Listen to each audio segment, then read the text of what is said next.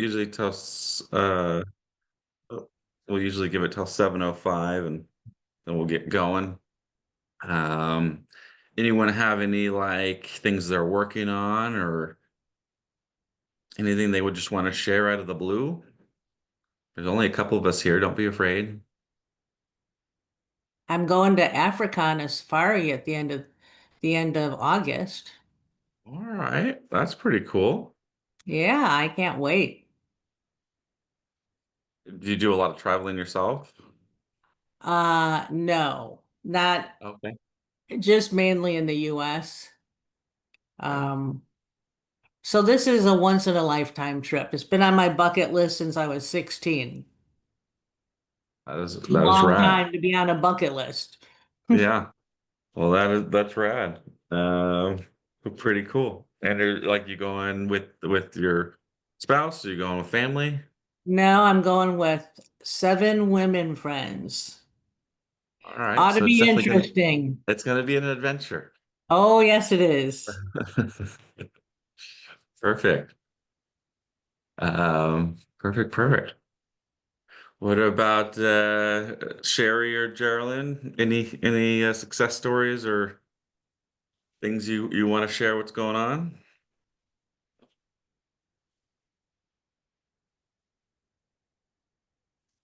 Going once, going twice. Okay, I'm trying to unmute. Um, do I have well, what's going on is I have a client.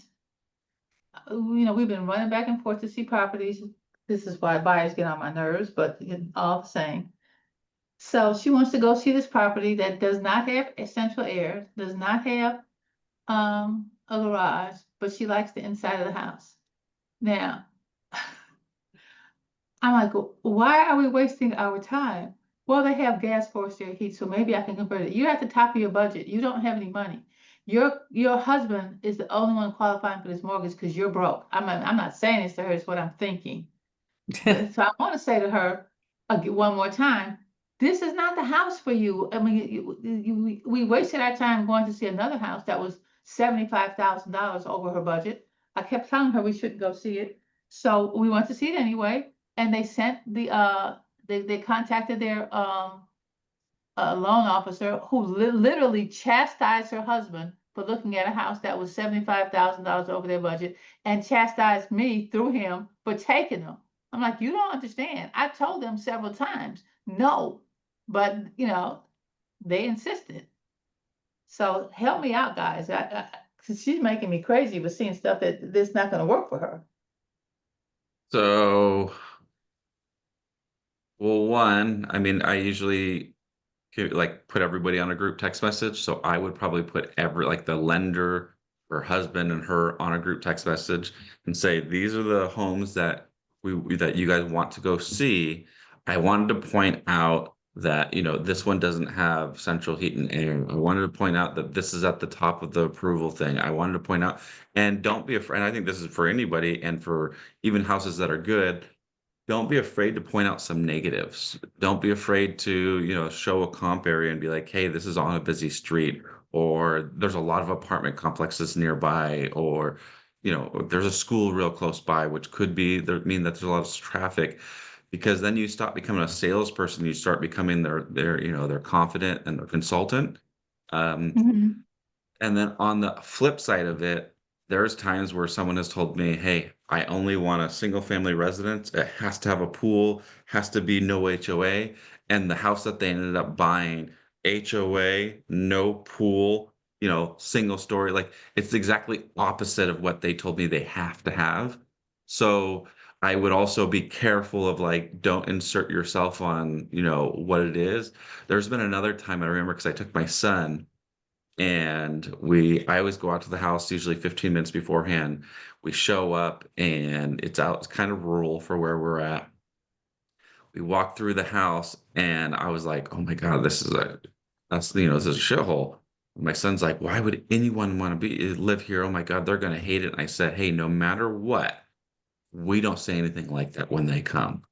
We let them tell us how they like it and what they think about it and blah blah blah. Sure enough, they came in, they're like, "Oh my god, we love this. This is the house for us. Let's put in an offer." Oh And my I, God. remember getting in the car and telling my son, I said, "See why it's not about what we like. It's not about what we think is perfect. We got to allow them to self-discover this." So that would be something that I would, caution on is, that they might, it might not have AC, it might not have heater, and they might scrounge things up together, or they might realize, "Hey, I'm going to go inside the house and live in it anyways. I love the house that much." And I truly believe in the old phrase of happy wife, happy life. There are sometimes husbands will just say, "Okay, whatever you want, honey," even if it doesn't logically make sense because they just want to make her happy. And I bet women do the same thing on the other side. So I'm just using the phrase and the situation.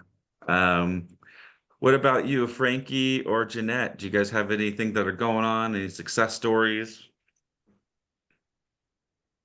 Um, well, I met with my accountability partner yesterday, and we pretty much, well, we did meet all of our tasks. I missed one, I completely overlooked it, but it actually blended in with what I did this past week. So I reached out to a couple senior living communities, and I'm waiting for a call back to go and tour their facilities.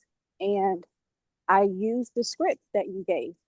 So I was so tongue tied at first because I get nervous, but yeah, I stumbled over my words a couple times when I left the voicemail. But I am going to call back today if I don't hear anything here in the next hour or two. So Perfect. um, everything is shaping up, and called the probate court. I actually found 5 cases that I'm actually going to send letters out on. So I'm getting my wheel going. It's actually starting to spin. So, and I'm meeting with the senior this coming Monday to do a CMA. He's ready to put his house on the market and to buy another. He's ready to downsize. So, yeah. Perfect. Perfect. Well, awesome job. I truly believe imperfect action will beat and trump non-action any day of the week.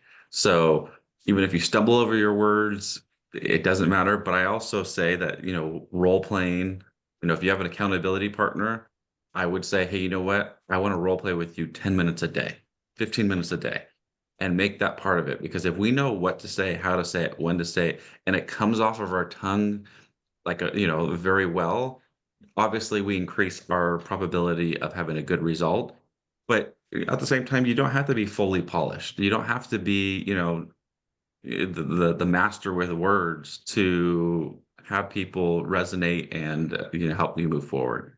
I remember, my first couple times calling people, I was stumbling like, I did that. And she said, "Oh, so you work with seniors?" Yes, I work with seniors. And like she was helping me coach me through it. And she ended up was like, "Okay, well, let's book a tour." I'm like, "Yeah, that's exactly what I do." Um, so, it took me a couple little things to perfect that script. And now I've, people that use a script 99% of the time they land it. So great job. Accountability partners are awesome as well. Heather, what about you? Do you have any success stories, anything that's going on? Or another question I asked everybody is, how is their market? Does their market have seasons? Like out here, we have a great buying season and selling season, and then it slows down. And typically, ours is during summer when kids can move in between schools, but some people, summer is dead and winter is big. So just wondering kind of where everyone's business is at. Yeah, so mine is definitely we are in full swing right now. Our busy season usually starts right towards the end of the school year. Like it's in full swing by then. It starts picking Mm, up usually right around like February since it started getting warmer here in Indiana around February now. okay. Um, wins for this week. I Honestly, I'm kind of an overachiever this week. I'm not gonna lie. I'm really proud of a lot of things that I did this week.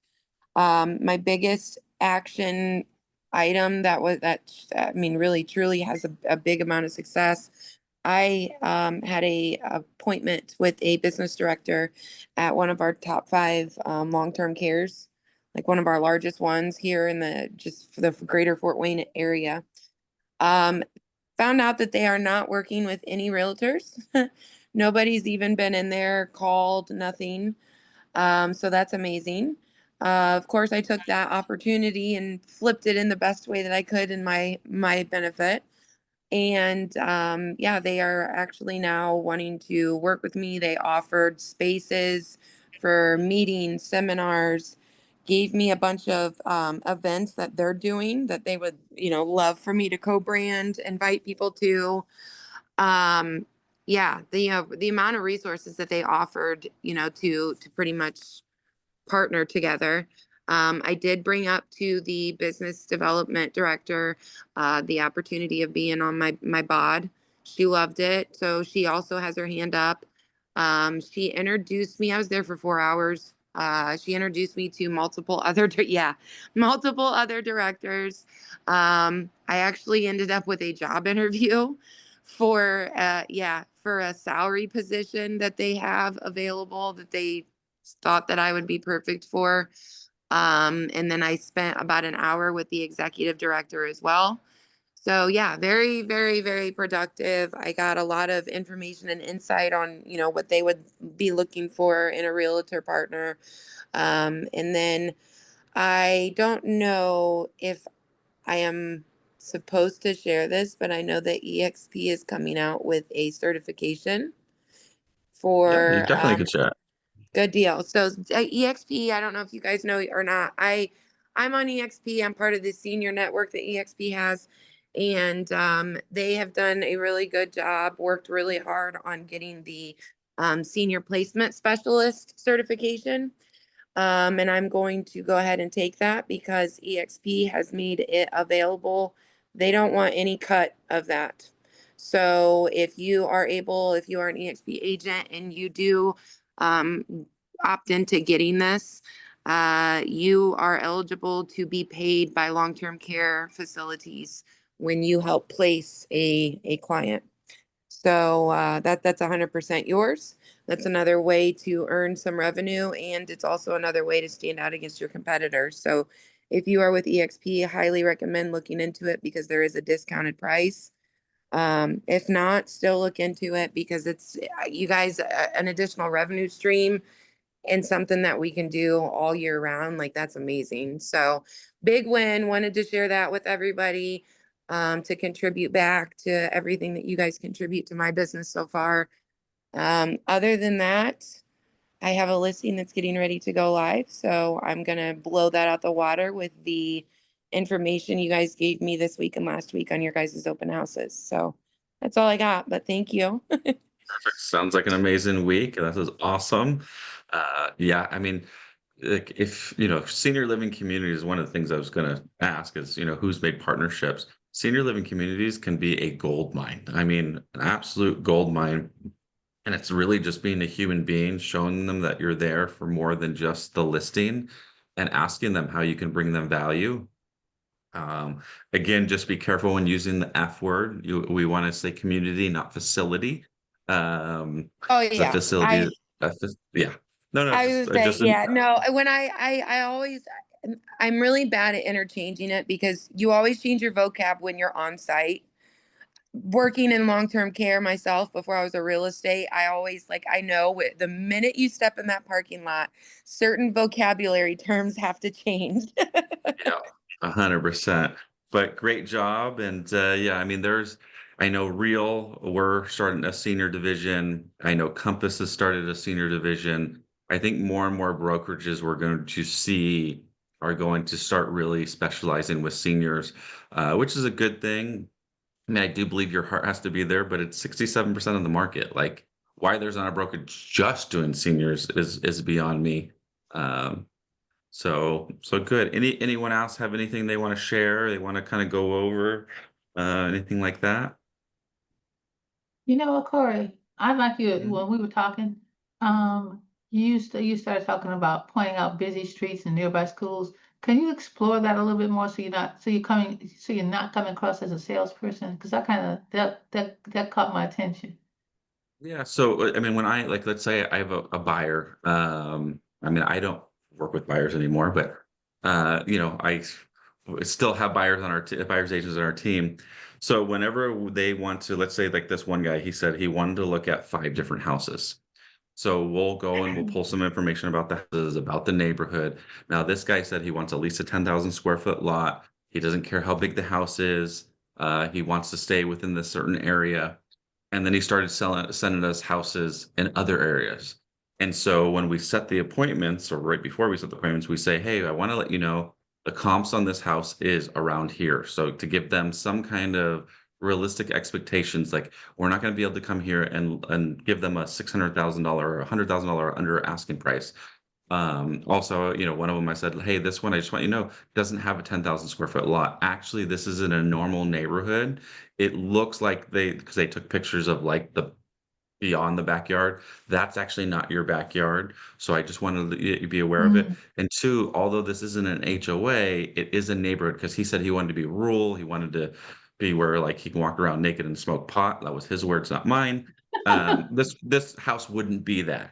And so we kind of said, hey, this isn't that house, but we wanted to make sure before we went and saw it that you're very aware of this. So because most, as agents, this house is great. It has this, oh, this, we're trying to sell up the house of why it's so perfect. Before you go see it, if you start pointing out a little bit of negative things, one, it might save you from going to look at a house that isn't a good fit for them. But two, it lets them know that you're not just going to be there, try to convince them that this is the best house in the world. And I tell everyone during my buyer's consultation, one thing you're never going to hear from me or any of my team. Oh my gosh, this is the best house for you. When are we going to write an offer? Oh, you can't let this house go. You're not going to hear that from us. The second they say, hey, Cory, this is the house for us, then we go, okay, let's go through the house and really look through like an inspector's eyes, make sure there's no red flags. Secondly, let me run some realistic comps to kind of see if you get ready. And then I need you to let me know, do you want me to negotiate from, hey, this is the house for my seller or for my buyer, and I'm going to do whatever it takes to get that offer accepted? Or do you want me to be okay with letting it go? Um, and whenever we put in offers and we get in counter offers, and they always ask me, what do you think I should do? Do you think I should go? And I said, well, in the long term, if you overbid by the house, even overpay the house by 10 to 20 grand in the long scheme, you're never going to realize that. You're going to end up getting that appreciation year over year, probably within the first year. But if it's not the right house, then even a dollar over is overpaying for it. What I want you to do is I want us to put in, like sometimes they'll ask for highest and best. I want you to put in an offer that if you wake up 30 days from now and you see that house is sold, at what price would you be like, yeah, I'm okay with that buyer getting taken advantage like that? That's the price that we need to put in there because what's going to end up happening, you're going to let your emotions get the best of you or let your frugal side get the best of you. You're not going to put that offer in. They're going to get it accepted. And a week from now, you're going to say, oh, see if we can go back and offer 10 grand more. It's gone. So I don't want you to lose a house just over 10 grand. So that's kind of how I go through that with buyers. Thank you. It- I haven't worked with buyers in forever, but this is a friend of mine, and for the same reason, I just buyers test my nerves, and I'm a very patient person, so you know. I mean, buyers take a lot more time. You don't, I think if you want to own the market or you want to control the market, you list homes. Mhm. Um, but I also know like right now in my market, especially, I have 27 listings. I would probably rather have 3 buyers than 27 listings because if I have 3 buyers, I know I'm getting to escrow in the next week or two. 27 listings, I don't know when I'm going to get into escrow with any of them just because our market kind of froze. Um, so, Well, there's a mindset. Yeah, huh? there's a mindset. I said there's a mindset right there. At least I'm Yeah, getting. so sometimes you gotta, I don't, but I told my whole team, hey, you need to go back to all our open house leads. You need to go back to all your, um, your SOI. You need to start posting on social media, like, hey, you know what? If you've been on the fence with buying and you're looking for that great deal, right now might be the time to get the great deal. There's not a lot of buyer demand because it's almost stopped, but there's a lot of listings on there. We can maybe go find that desperate seller and get you a great deal. So at that time, then we are going to focus a little bit more on buyers. I still won't, just because I have people on my team that will be the buyer's agents. They would kill me if I start taking my own buyers again. Um, so that's kind of where it's at. Um, and Let me look at the chat, see if there's anything I missed. Yeah, no, I mean, it's a buyer's market in Ohio. No, again, I think if it starts shifting, I think, you go to where the statistic and the probability is likely to happen. Right now, it's weird. We're in a buyer's market, but there's no buyers. Like, no one wants to put in offers. Everyone's convinced by the media and the social media that our market's going to crash. We're going to like words like verbatim.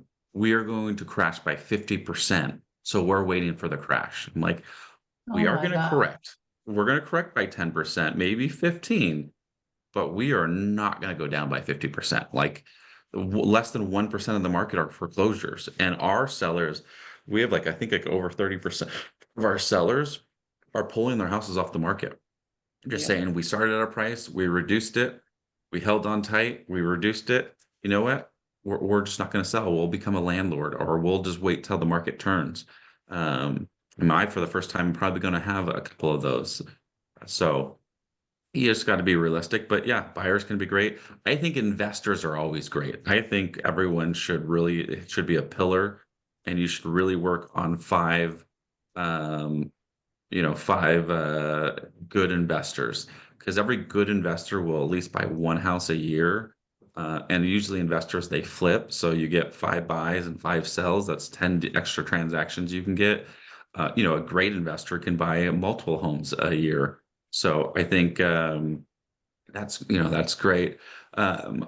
This is me, and I'm going to say it out loud, and most people don't like it when I do, is I hope rates don't drop out here in California, at least. I wish that the different parts of the nation could have different rates. But we need our market to correct. We're just a point of unaffordability. We're less affordable than we were during the Great Depression. So we need to have a correction. We went up by 42% in 3 years. That's not healthy. We went up since 2009. We've gone up every single year after that. That's 16 years. It's usually real estate in this country is usually 7 years, maybe 10, and then we take a dip. And then we go up 7, 10 years, and then we take a dip. Right now we're at a 16-year like this, and then we even had a spike in that. It's not healthy. Lowering rates would just further cause that. So I think first correct and then lower rates. I don't care how you think about him or whatnot. I know Trump's pushing for the interest rates to lower. In my opinion, I think he is acting like that's what he wants to get done, but he in himself knows, like, hey, we got to have a correction first. Because really the only part that the rates are hurting is the real estate market. And for most people, real estate markets are super, super hot. They're in starting the correction, or they have corrected, like Florida took its correction this last 8 months. So even with their rates at where they're at, their market's starting to wake back up, at least from what my boots on the ground are telling me. So, um, Yep, our yeah. market, well, our lender in our office was discussing how rates they could see a drop like 5.5, down to 5.5. But I'm like, well, yeah, I'll wait to see. They're talking about, possibly later this year, early next year. But honestly, I would like to see that correction. So yeah. Yeah, and me honestly, because I mean, I'm a statistic person. I watch and study the market. Usually, what I always say, this is like verbatim my word. One of the reasons why you want to invest into real estate over stocks, because stocks, the CEO can sleep with his assistant, and that stock can drop. And we're literally seeing that happen in real lifetime with that Coldplay couple, Yeah. whatnot. That Wasn't doesn't that happen. crazy? Crazy. And his stock is dropping. He's going to get in a huge lawsuit. I mean, that company and stock is going to be crumpled. But in real estate, I mean, and I hate to be vulgar about it, it doesn't matter if the husband cheats on his wife with the next door neighbor. That house is not going down in value because that happened. That's But, true. and I usually say real estate, you can usually watch statistics, and it usually takes 3 to 6 months for a shift, something to happen. I believe we're seeing right now since June, to, I believe, August, we are going to see a 10% correction from last year's prices, which I don't think has ever been done. And I think it's going to scare the crap out of a lot of people. Um, but it might be a quick, fast correction. And then maybe at the end of the year, the beginning of next year, rates drop, it'll start picking that up. And I think that's a good thing. So our market might be okay for rates to come down. Usually they have rates come down during the holidays because they want to instill people buying.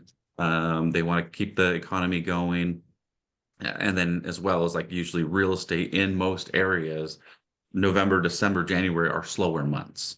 I mean, I know there's some pockets across the country that's their high months, but that's generally the national average. Um, I mean, we could. I think it would be dramatic to get that low that quickly, but we could see it.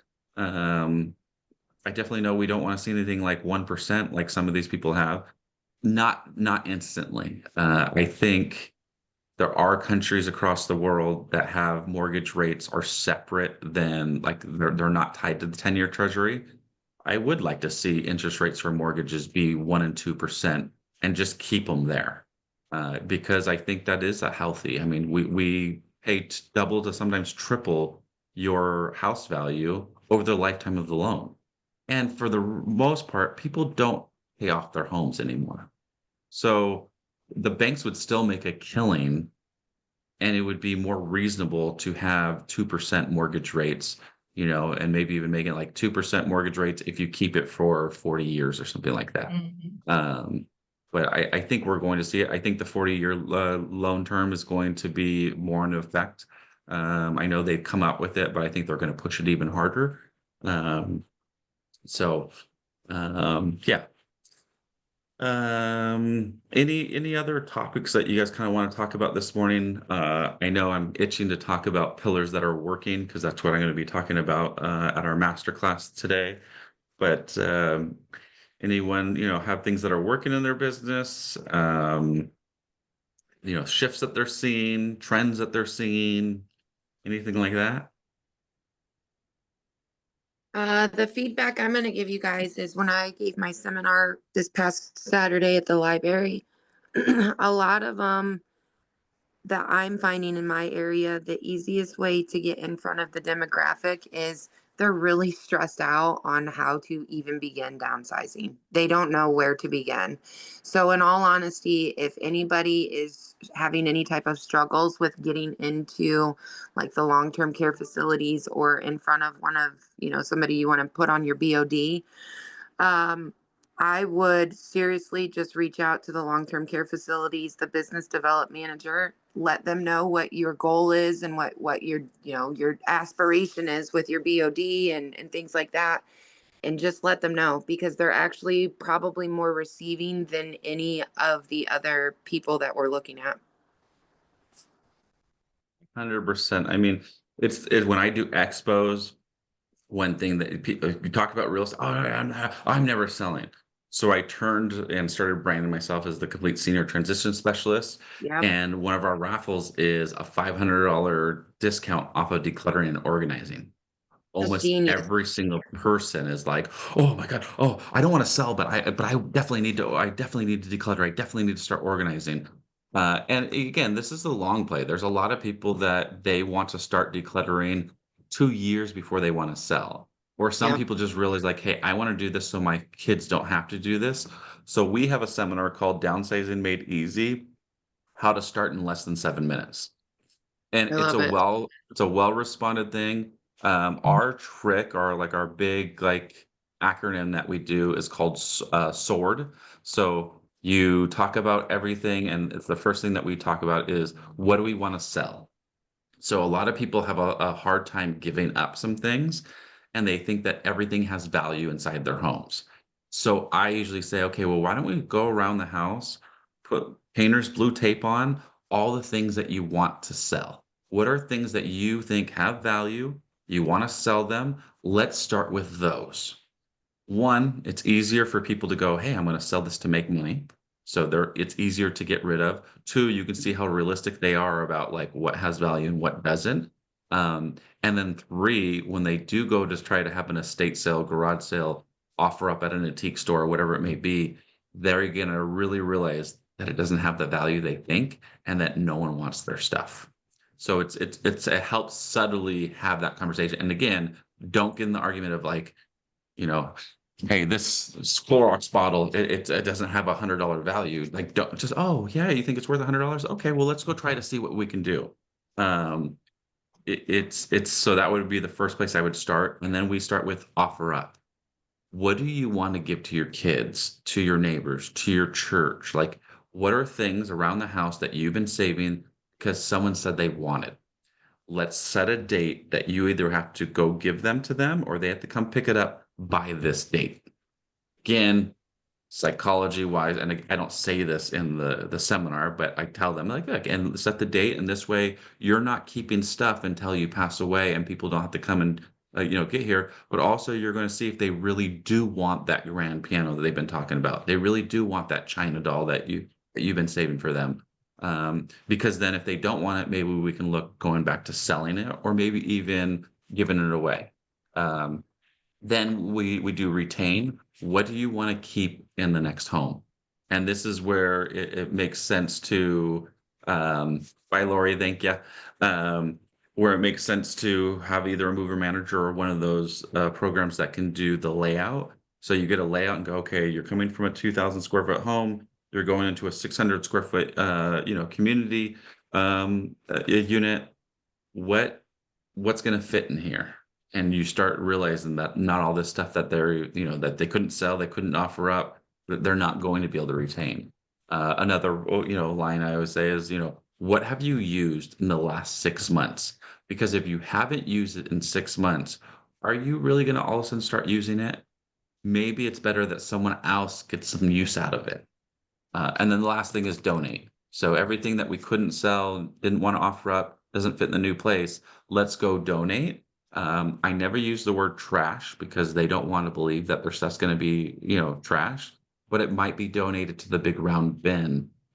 We usually just try to let them like, hey, we're going to go take this to donations, and then whatever the donation places don't take, we go and take to the dump, because what else are we going to do with it? So that is how you can start, and then we usually say how you can start in 7 minutes. Start with one room, start with one category, start with your collectibles, start with something, but the main thing is just to start, and then to give yourself a realistic expectation of when do you want to stop or when do you want to be done with. And by downsizing, it doesn't mean you have to leave. It just means you can downsize your items, declutter, organize. But if you want to live the highest quality of life for as long as possible, you want your house to be as safe as possible. And what they've led to realize is that the surveys, the stats, the statistics show that people who fall and have falls, 65% of them pass away within the year of having that fall. So it's not the initial fall that kills them. Sometimes it does, but it's usually the aftermath that it causes. And a lot of times they're finding that people are falling down steps, falling down off of ladders, but also falling over the decluttered stuff or the cluttered stuff, falling because they couldn't get through different things, or because there was stuff up high that they couldn't reach. So we want to make sure that you guys can live the highest quality life as long as possible. This isn't about getting you to move tomorrow. This is about getting you to plan to live as long as you possibly can, so that tomorrows keep coming. So who's ready to start downsizing? Um, and so the question is, what if you have someone that won't even let you come see the house until if they get it ready? What I tell them is, I am a specialist. I help people with the transition. And what we've realized is all the stuff inside the home is usually the cause of not being able to sell. Some people are embarrassed. Some people, want to do it on their own. What I can tell you is I'm here to help you. I've done hoarders homes, and I tell them the worst story. I mean, you can tell them that it's your story or whatever, but the worst that I've ever come into, the house was totally hoarded out. Both showers and the toilets did not work. So there was human feces on the ground. There was cat and dog feces on the ground. There was a rat's nest living inside the seller's bed. That's the worst I get. Like, I wore a hazmat suit in there because it was that bad. So even in that case, I'm here to help and I will not judge you. I literally helped that person. We moved them to a new house and they're kept that house speck and spot and clean because they got them a chance to start over. So please don't be embarrassed. No, I'm here to help you. And what I can tell you is there's sometimes there's jobs that are just too big for two people, or too big for one person, or too big for, someone that doesn't have a young man, or young, I shouldn't say young man, but young crew coming in here to pick everything up. Um, I have, and I mean, I'm helping a guy today. I'm going to go over to his house. They've been trying to clear out the house for 2 years. And I finally told him, I said, look, you've been struggling to try to do it, you're on your own. I looked at the pictures. Even Google has a whole mess of stuff out there. Pretty soon you're going to get a city violation. He's like, oh no, we already got a city violation. I said, well, I want you to know that they can force you to sell the stuff, or they'll just come up and trash everything. Let me come, and this week and really assess it. I can have that house cleaned out, organized, cluttered, have things for sale in less than 3 days.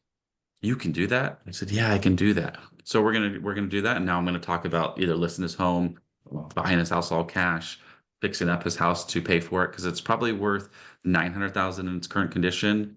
But if we fix it up, it could be worth 1.5 to maybe even 2 million, depending on, I haven't seen his backyard, depending on what his backyard looks like. Corey, Um, Corey, can I yeah. ask you, can I ask a question? What is your strategy when you come into situations like that? Because I mean, obviously I know that you guys have talked several times just since I've, been participating about, I don't want to call it like a side contract, but I mean, essentially it kind of is when you go in there, more as a senior move specialist first before you put your realtor hat on. How do you negotiate and contract those services and make sure that you're the one getting paid for them prior to, going in with your realtor hat on and trying to list as a realtor?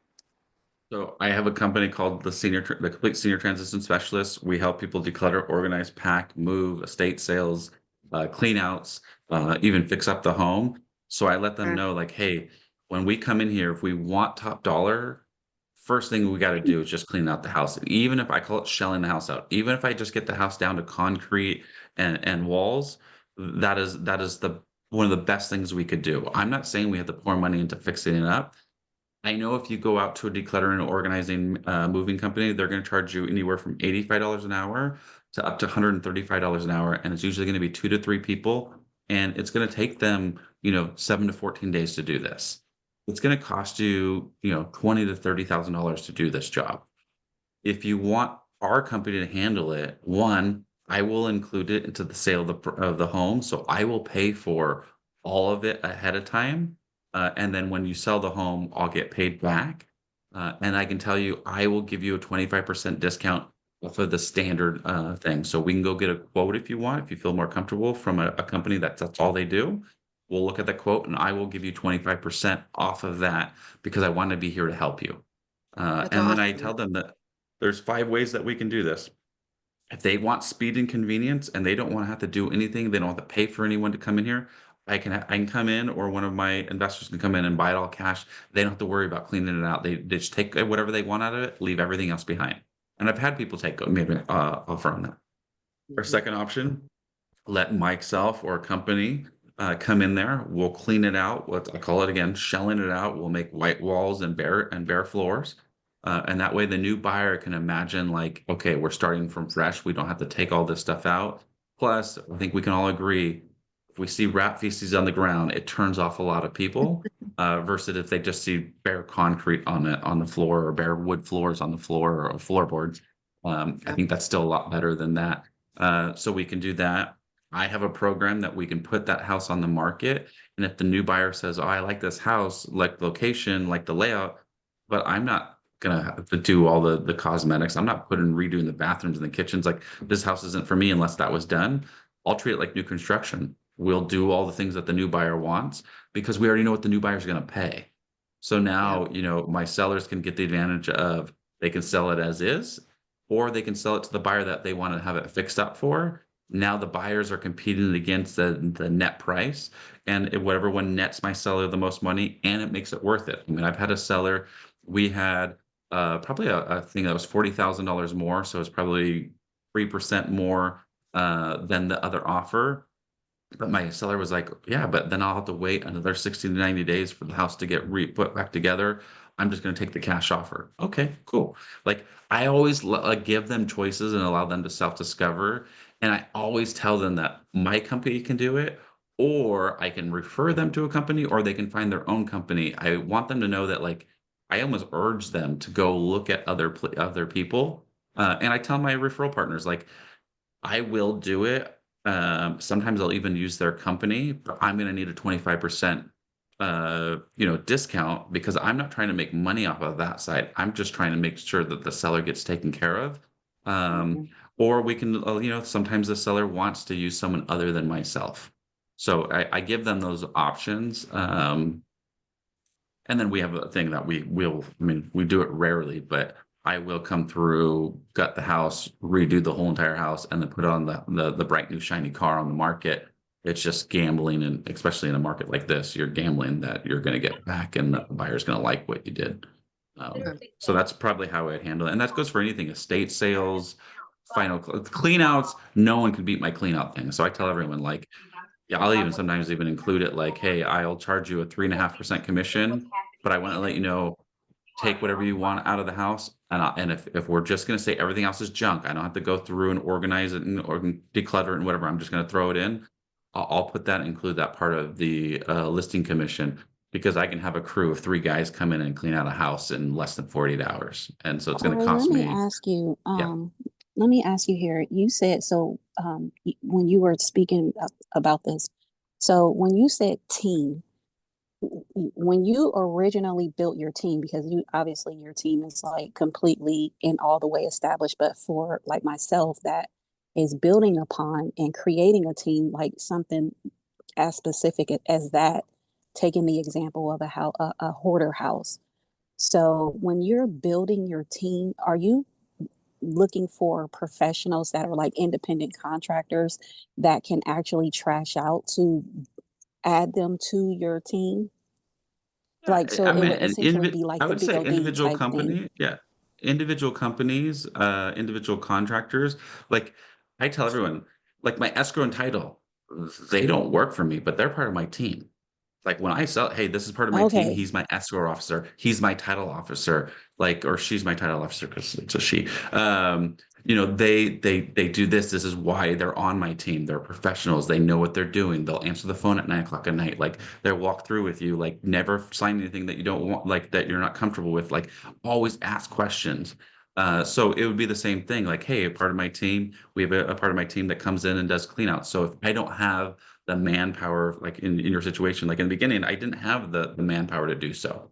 Once I saw how much money they made and how easy it was, I was like, wait a second, I have the manpower. They're in the film industry and but so I would just start up and say, hey, this part of our team, let me have them come and give us an estimate.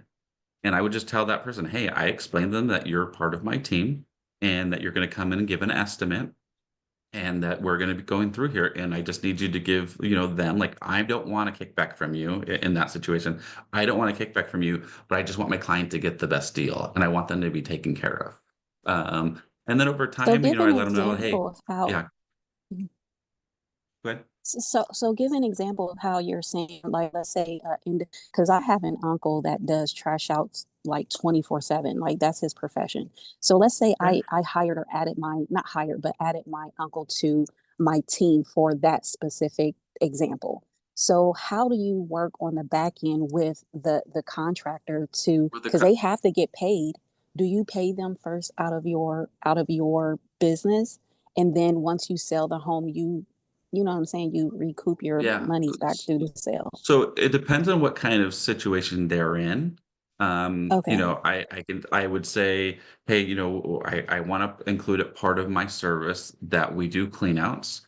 A lot of these seniors, they just don't have the money. They're equity rich, they're cash poor. So even coming up with two, five, 10, $15,000. So what I want to do is build this in and then we'll get paid at close at escrow. At the Mm, very least, can I pay you half, when the job gets done and then another half when escrow closes, and maybe we charge a premium for that to the seller. for allowing it to get built into the sales price or into the escrow. Are you at the position that you can hold off until the close of escrow? And I would just work with him. And then maybe in that situation, if it was like, hey, I'm going to bring them on the team and I don't see me running that side of the division, be saying, hey, if I'm going to go out and be marketing your business, either B, then every single time you do a clean out, you got to be marketing my business saying, hey, I know I'm here to clean out, but you should really talk to my best realtor that I know. You should really talk to her.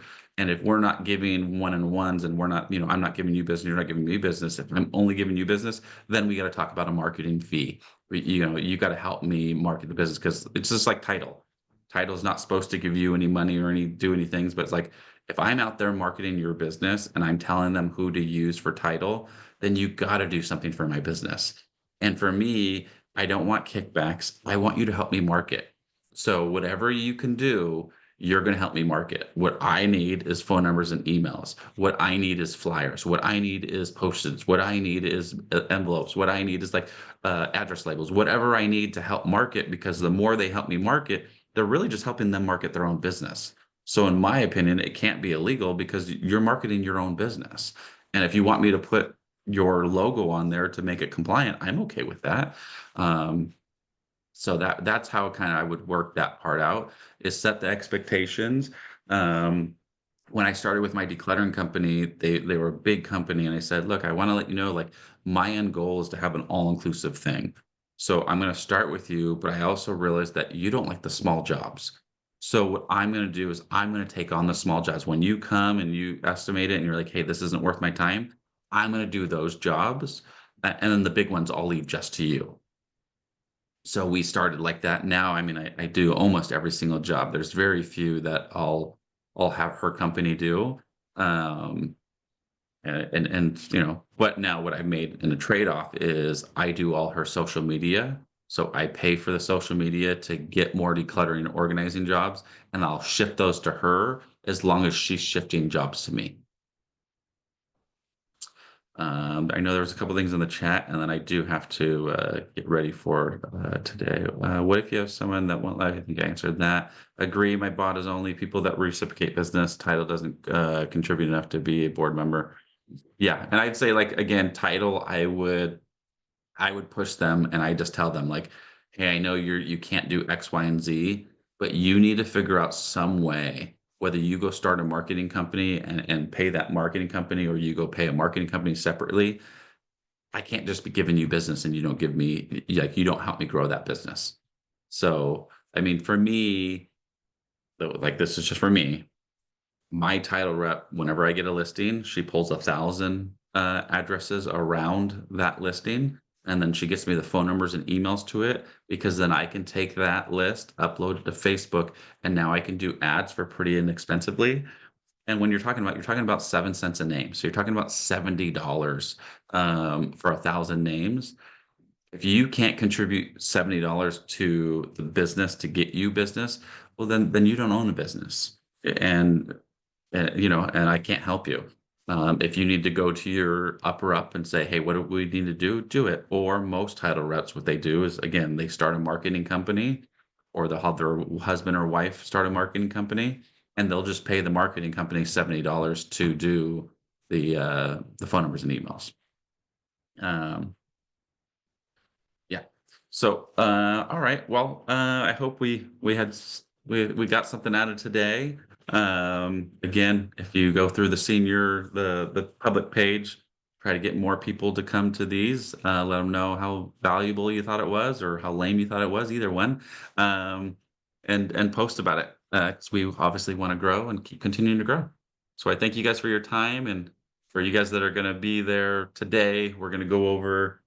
On Tuesday, we went over our 5 different pillars that work, and we're just going to kind of mastermind of, like, what's working and different ways to implement those pillars.